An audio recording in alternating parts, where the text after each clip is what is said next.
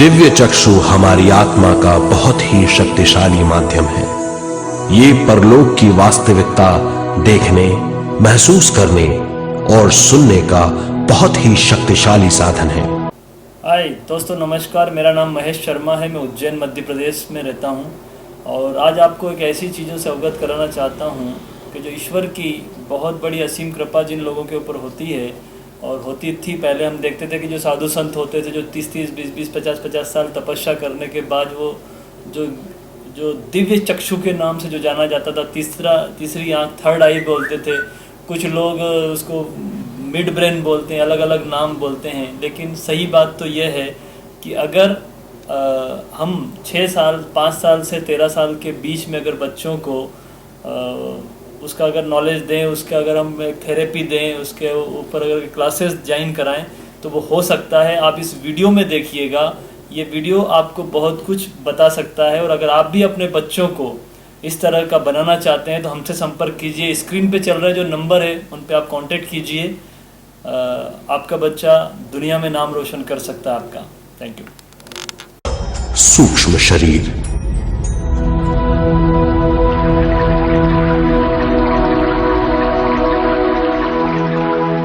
दिव्य चक्षु हमारी आत्मा का बहुत ही शक्तिशाली माध्यम है। ये परलोक की वास्तविकता देखने, महसूस करने और सुनने का बहुत ही शक्तिशाली साधन है।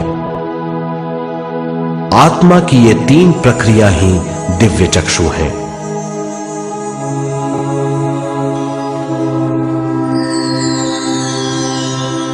ज्यादा से ज्यादा ध्यान करने से ज्यादा शक्ति बहने लगती है। ज्यादा शक्ति दिव्य चक्षु को गतिशील करती है। ध्यान करने के लिए यह अनोखा अनुभव है।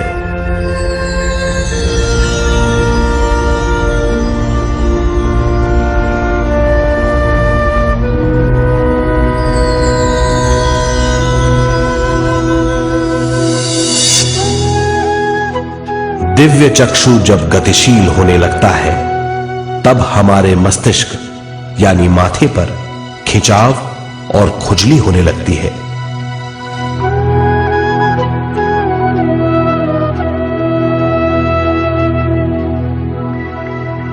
हमें विभिन्न रंगों की झलकियां अपने चारों ओर घूमती हुई दिखाई देती हैं।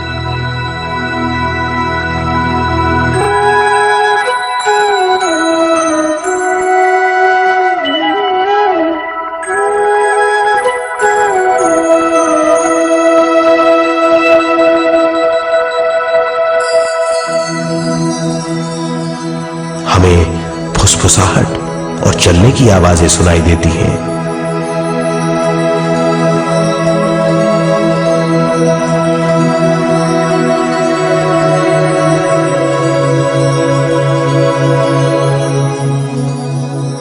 हमें लगता है कि जैसे हम घुप अंधेरी सुरंग में यात्रा कर रहे हैं।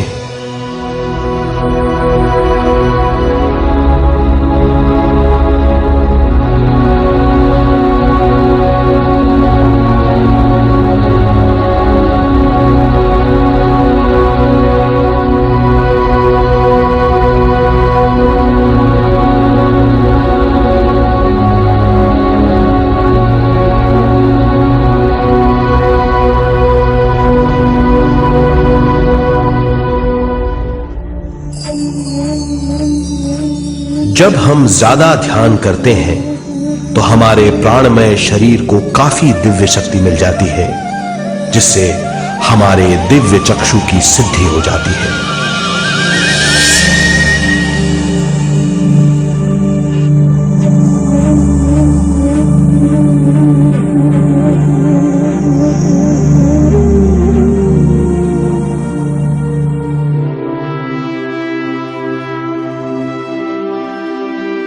हमें ये स्तर और दूसरे स्तर साफ दिखाई देने लगते हैं। दिव्य चक्षु की संपूर्णता से हमें बहुत सी चीजें आंखों से ज्यादा साफ दिखाई देने लगती है।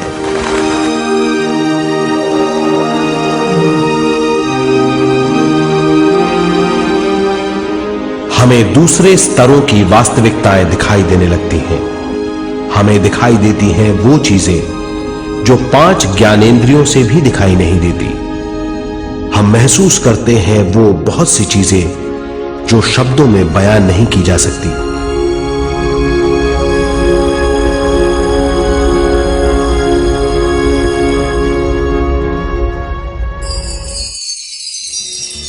हमें सुनाई देती हैं पार्श्व ध्वनियां, दूसरे स्तर के वाद्यों की आवाजें।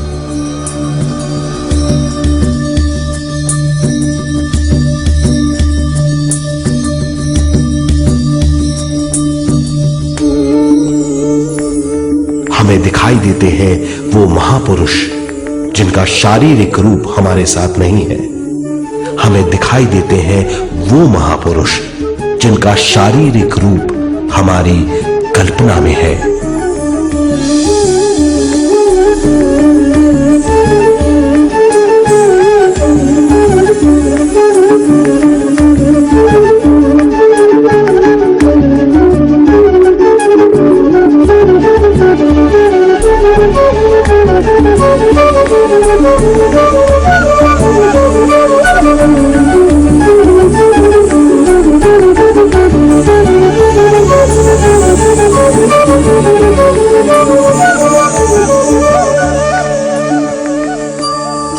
और अधिक ध्यान करने से हमें वो महापुरुष तीव्र ज्योति के रूप में दिखाई देते हैं। तीव्र ज्योति के रूप में देखने के बाद भी हम उन्हें पहचान सकते हैं।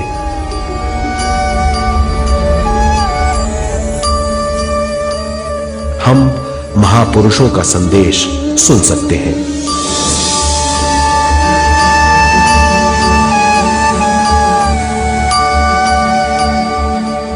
हम महसूस करते हैं एक सुरंग में यात्रा करने का अनुभव और अंत में प्रकाश में विलीन होने का अनुभव।